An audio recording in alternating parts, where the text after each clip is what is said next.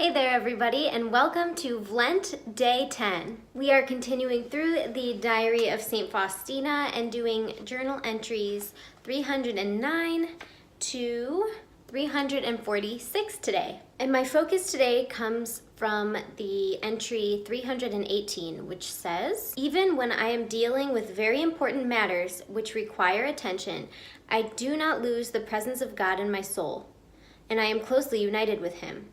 With Him I go to work, with Him I go for recreation, with Him I suffer, with Him I rejoice. I live in Him and He in me.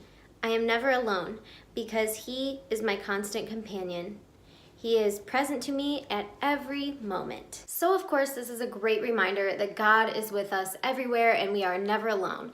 But also to remind us that because He's with us everywhere and because we don't just separate our daily doings from our faith, He is present in each and every moment, and we should honor Him through our actions, through our beliefs, through our conversations with others.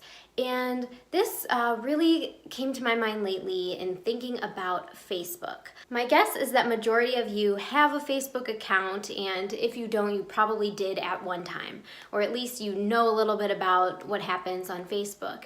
And right now, but in the last several years, one thing that has been happening is that people are sharing articles and opinions about very hot button topics, specifically when it comes to politics, but even things with religion. And this has always been challenging for me because when I see something that is wrong, I want to speak up. I want to defend my faith. I want to, show people like, oh, this is why that's not a good idea. And while it certainly is important to speak up and to do that and to not be totally passive, right now it seems like people's emotions are very fragile. I recently saw this meme, I forget exactly how it was worded, but it said something along the lines of people are confusing people offending them with feelings of conviction. So basically, sometimes when we hear things and we feel convicted, we feel guilty, we feel remorseful because of that pain, we are twisting it around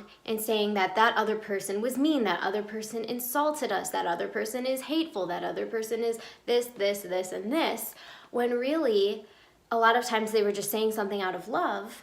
But we, as a society, we are interpreting that the wrong way. Should it be this way? No, we should be able to hear things and have somewhat of a neutral stance, and then if we do feel convicted about something, be able to work through it and change and improve. But at least in my experience, as a whole, that's what is happening right now.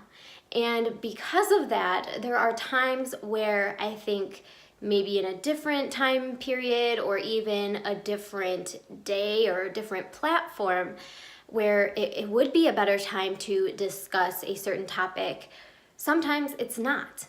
Sometimes silence is the answer. But I also think that there's a difference between being silent and silently acting like you're agreeing with something because of your lack of response. So anyway, each and every single situation is different.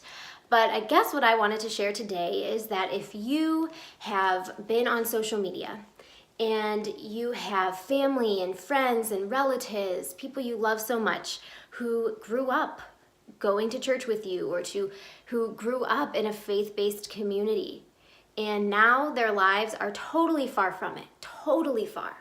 They're supporting organizations that you can't even fathom that they would support. And you have these feelings of pain because it's like, really them? Why are they doing this? They had the same education as I did. They had the same influences as I did.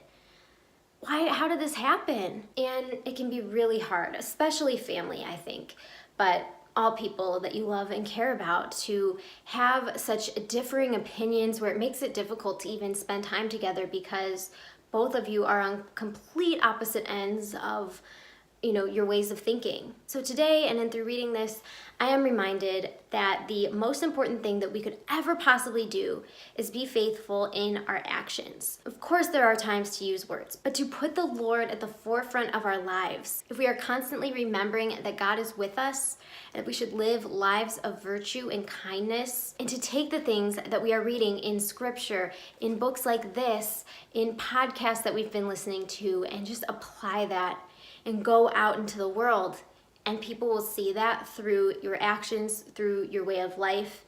And sometimes that is going to be the best way to share your faith and to be able to best love them. Even when we're shopping, even when we're cleaning the kitchen, even when we're doing yard work, even when we're on vacation, even when we're at a friend's house.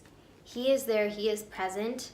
And so it's important to always prioritize that relationship first. And not that there aren't other ways, but that is a strong way to share the joy of the love that we have for God with others. Know that I am praying for you and your loved ones. Subscribe if you haven't already.